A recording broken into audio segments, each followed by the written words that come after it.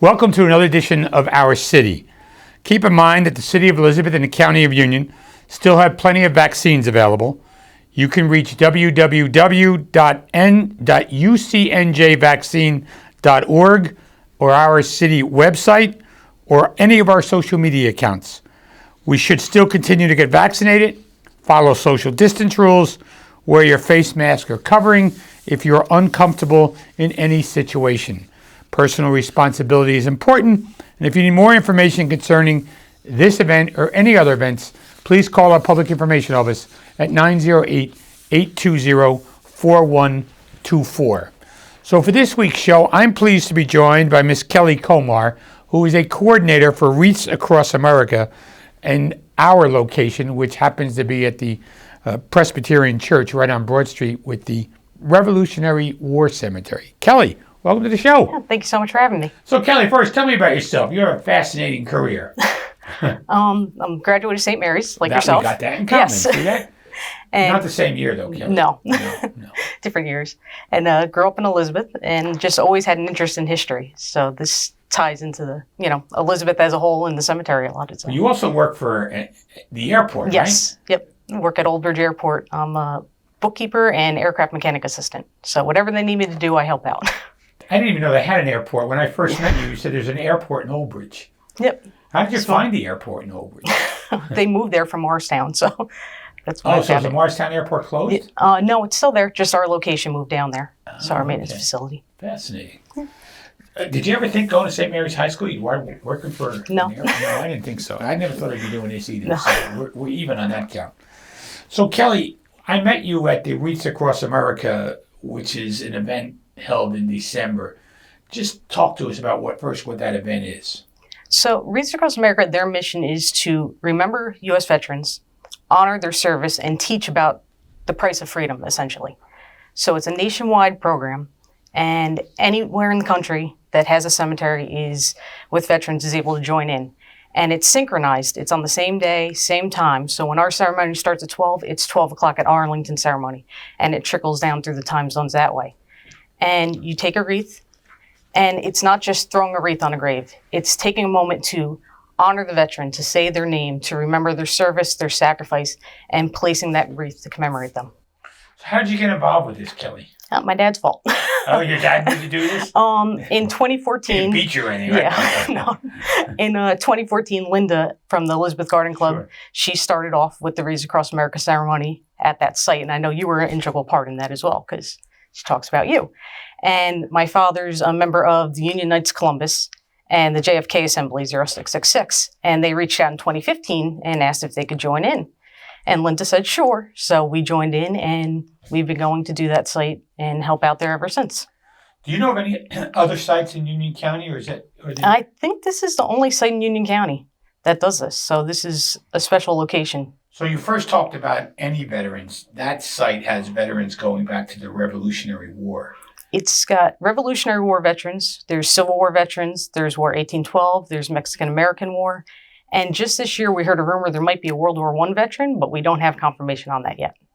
So you really got involved in the research on this after you started in a big way. The Wreaths Across America program can also honor cemeteries with World War II veterans, etc.? Any veteran.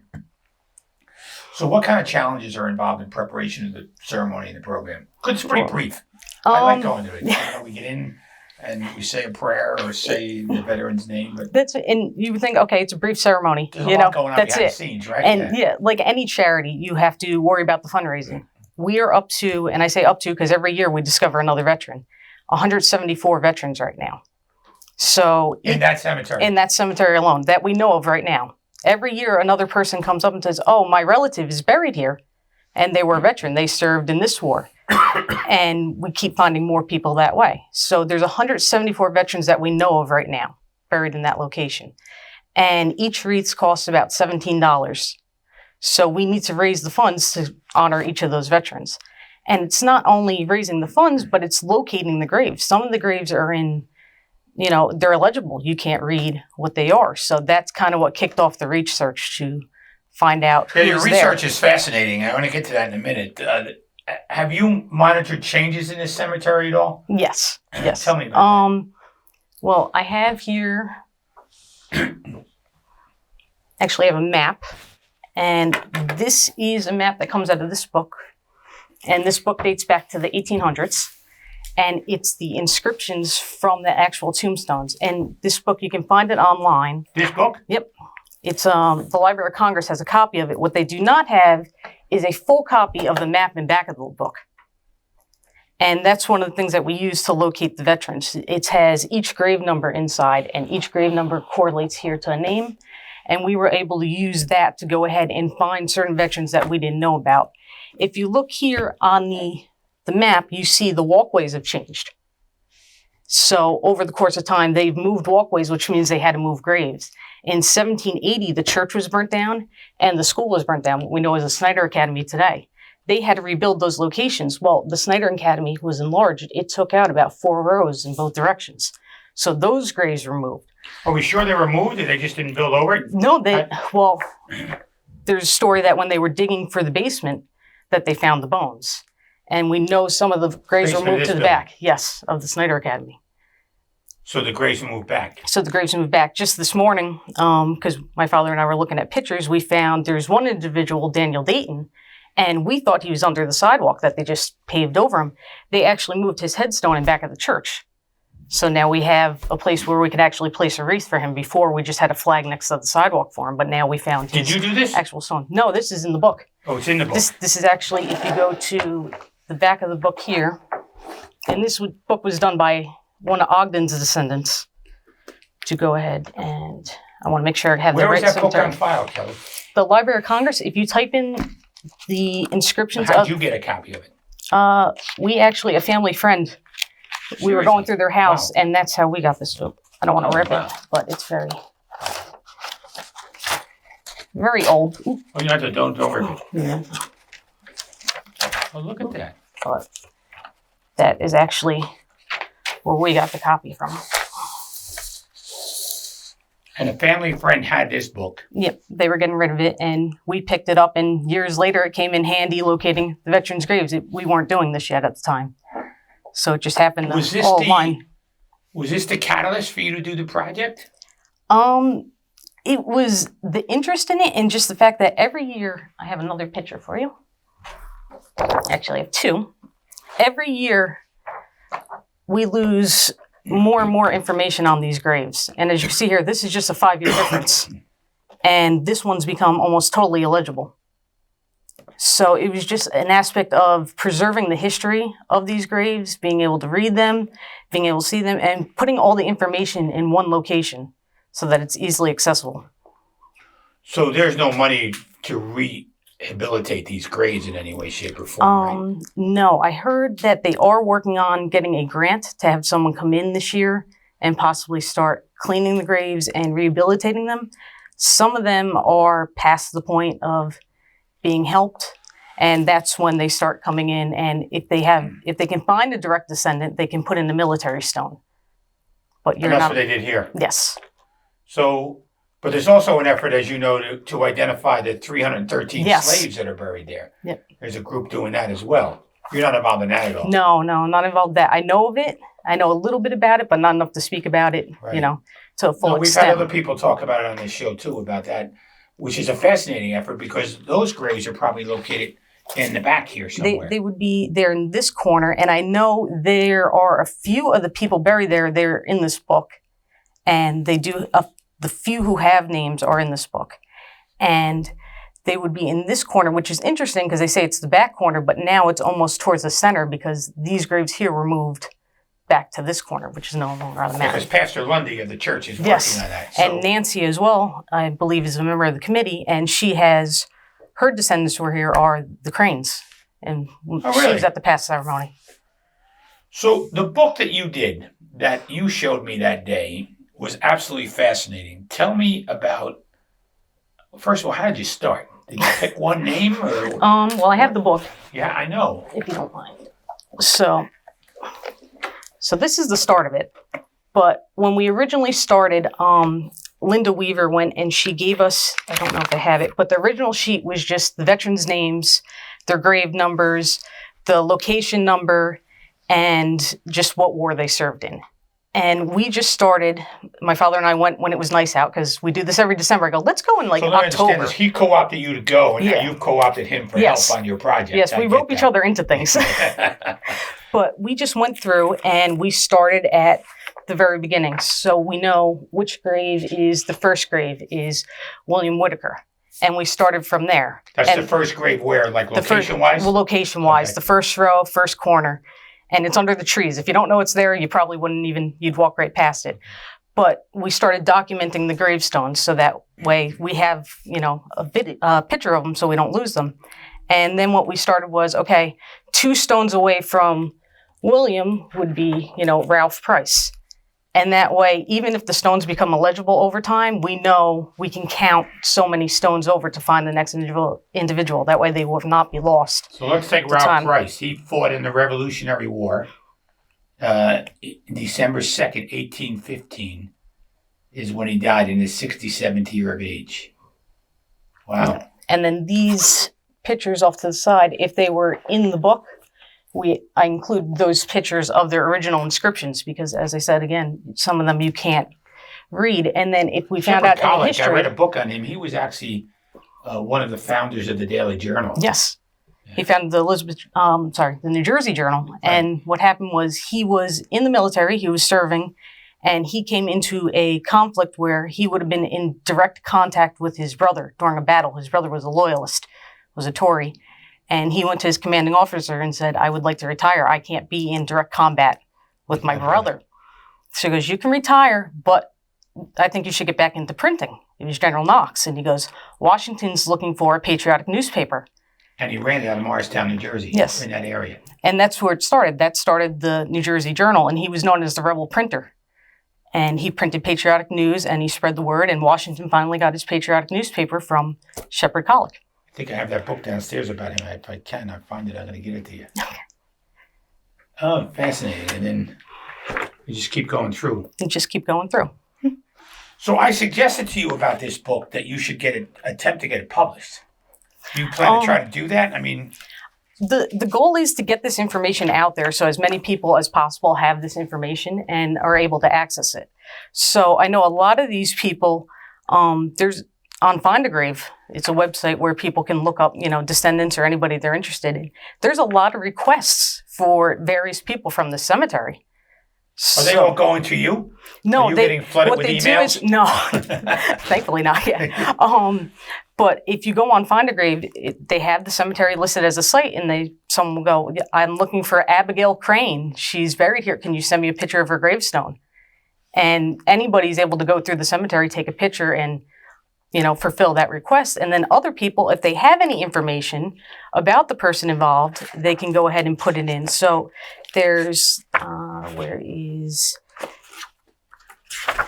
for Hannah White Arnett, there was information about her on there. And, one of the things I would like to do is compile more of their history and their story into this before it goes online or goes into a published version. How would you do that?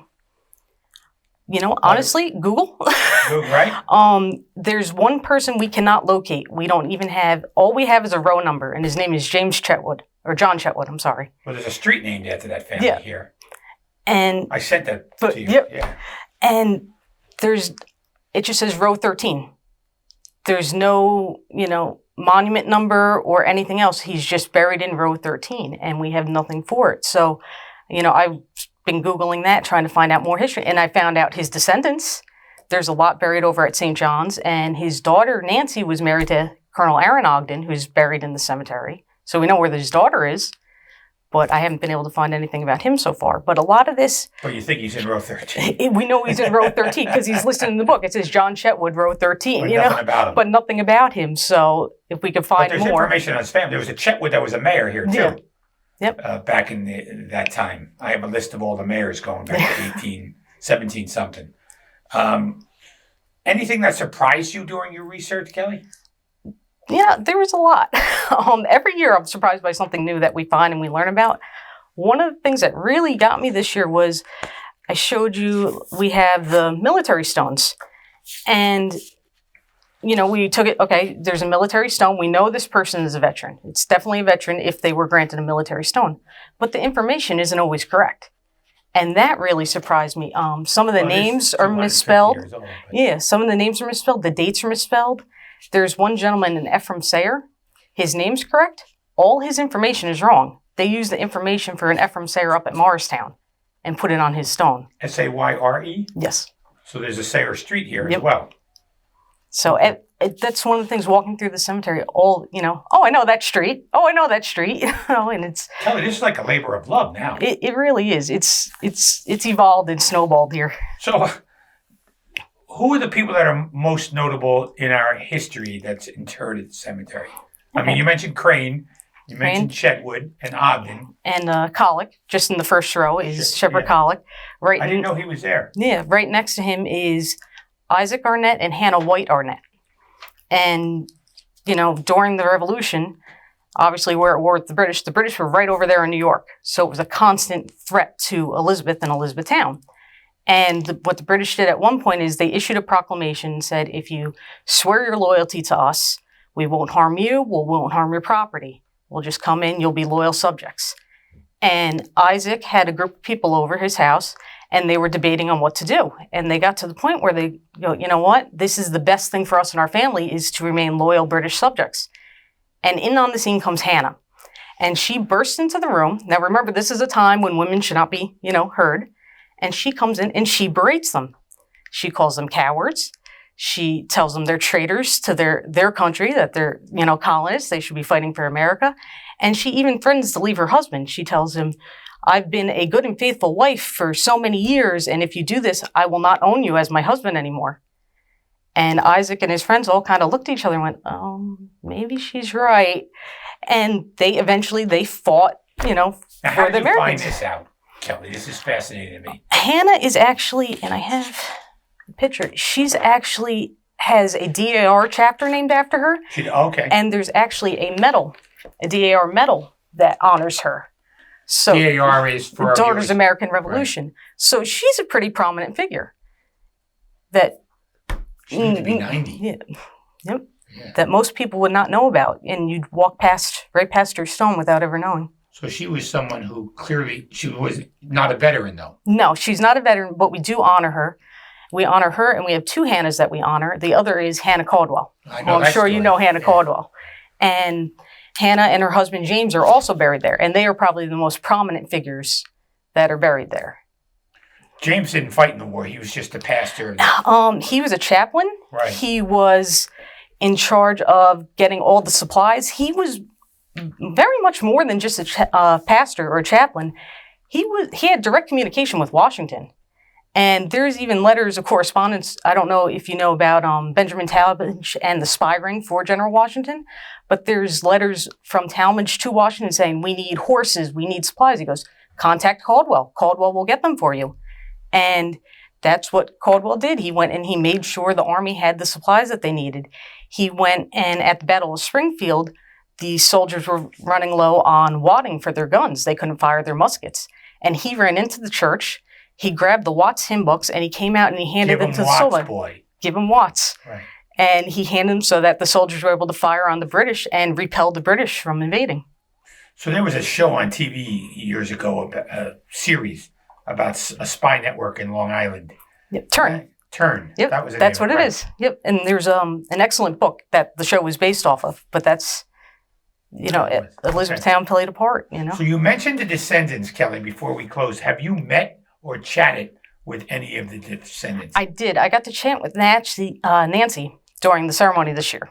And she was telling us in that time, it was very common. You had a son, you named your son, your same name. Well, we had Stephen Crane down on the list as a veteran. Well, his son and his father were also veterans. So there's 3 Stephen Cranes that we didn't know about. So it's just, Are they related to the author of the Red Badge of Courage? I don't know. That Stephen Crane is buried in Newark. Yep.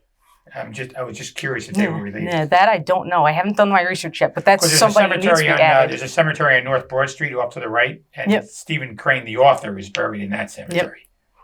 Yep. Well, we don't know if there's No, I don't know. There could be. She might know. I'm sure she would. Yeah. But there's Will the sexton at the cemetery. He's saying that people come up occasionally and they'll ask for certain people. They had a family this past summer who came up from Georgia, and they were looking for the Chandler family because they're descendants from the Chandlers. So he was able to point them in the right direction. So this is not a forgotten cemetery. They have relatives and descendants. With your help, it's not going to be forgotten into perperpetuity. I hope not. Sure. No. So if someone is interested in the history or who should they do they email somebody? Is there a contact? We just recently started a Facebook page for the Wreaths Across America site. So if you go on Facebook, you type in Wreaths Across America, the First Presbyterian Church of Elizabeth Cemetery, and we'll come up. And what we're going to do on there is not only keep people informed about the cemetery and what's going on Wreaths Across America-wise, but as we uncover more and more stories about these veterans, we're going to post them on there. We found one story about Dr. William Barnett, and he actually lived right across the street here from City Hall. And he when the British came in, they ransacked his house, they cut open his feather bed mattresses, they smashed his windows, and that he can all forgive. But the rascals stole his string of red peppers, and they were the finest red peppers in all of Elizabethtown, and that he will not forgive them for. And these are people who lived, they had lives, they had sense of humor, they weren't just faded names on a tombstone. So the more we can, bring that out there and uncover their stories, the more we'll continue to do so. Kelly, I want to thank you for joining us on the show. Your knowledge and your research is fascinating, and I'm hopeful that a lot of people that come after us and that are still here will be able to enjoy your work. Thank you so much. I want to thank Kelly Komar for joining us on the show, especially for all of her research here in the city of Elizabeth on deceased veterans. I'm Eric Chris Bollwage. We'll see you next week on another edition of Our City.